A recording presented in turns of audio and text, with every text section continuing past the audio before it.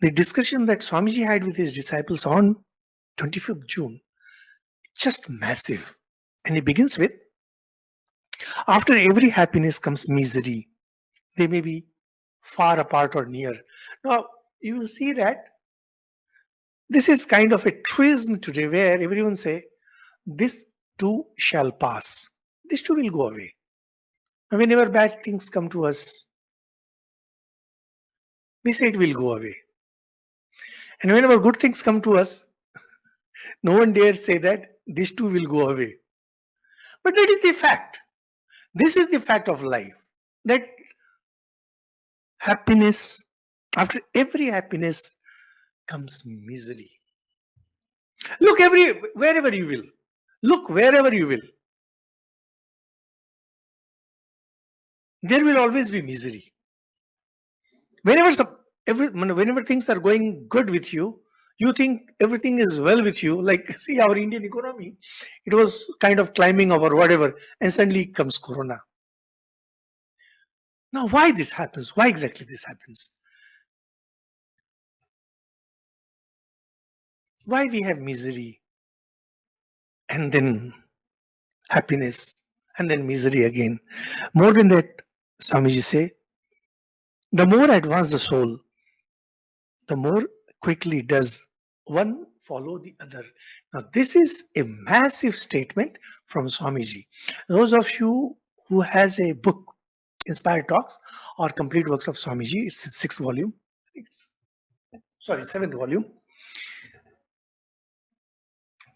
Please underline this statement. It's a very important statement.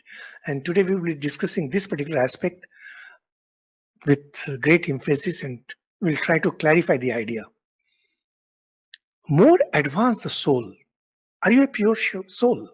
If you are a pure soul, if you are really a noble person, know that the more quickly does one follow the other. That means if you are a good person, you should not expect that you will always be miserable.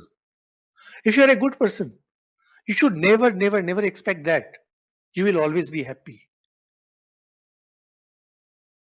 What you should expect that happiness and misery will follow, will keep coming to you in extremely quick succession.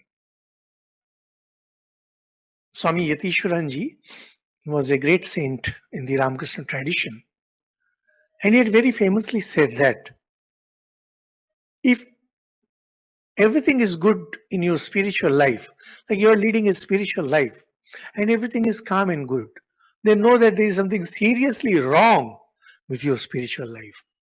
If you are truly a spiritual person, if you're truly trying to become a noble person, know that happiness and misery will come to you in quick succession. It's not that you will always be miserable, and not that you will always be happy. More identification with object, more identification with people keeps on making you more and more finite. And from there comes more and more misery. As you keep on traveling through time and through births, you keep on becoming more and more miserable. And when misery comes, misery stays with you for some time. And when happiness comes, happiness stays with you for a time. Then a time comes, because of accumulated good karma, accumulated punya, as we say, you chance to meet some sadhu, you chance to meet some saint, and then you learn that it's not good to be identified so terribly. To be friendly is something, and to be identified with someone is entirely different. To have good feelings for others is something entirely different, and to be identified is something entirely different. Here we are discussing being identified with. So, you hear the words of the saint, and you read some scriptures, and then desire comes in your mind to become noble. And slowly you start rising higher and higher and higher.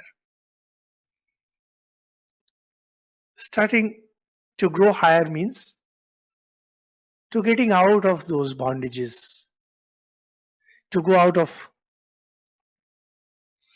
those relationships, those limitations. Now, all the karma that you have done in the past, they start coming to you in quick succession because you're slowly moving towards mukti.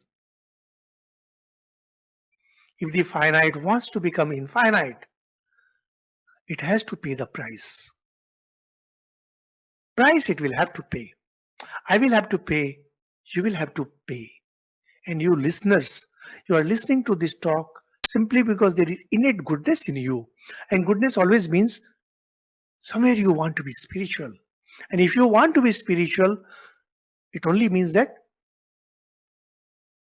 the finite of you wants to become infinite. And you will have to pay the price, the same price that I will have to pay. And that reflects in how happiness and misery come in our life. How? They come rapidly. They start coming rapidly. One moment you will see that you are at the height of things. Next moment you will see that you are down. Whenever I am down, and I am often down, I feel very happy because I know that something good is coming. And whenever something good is happening to me, believe me, I get scared because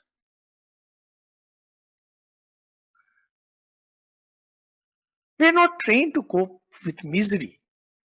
See, I know that misery helps you grow. Misery takes you forward. Happiness doesn't take you forward. Happiness is the time of rest. God gives you that scope. Like a high flying bird, once in a while it comes down, perches on a tree to take rest. When it's resting, it's not moving forward. When it moves forward, there is struggle, there is pain. When you have pain in life, when you have misery in life, you are advancing towards being infinite.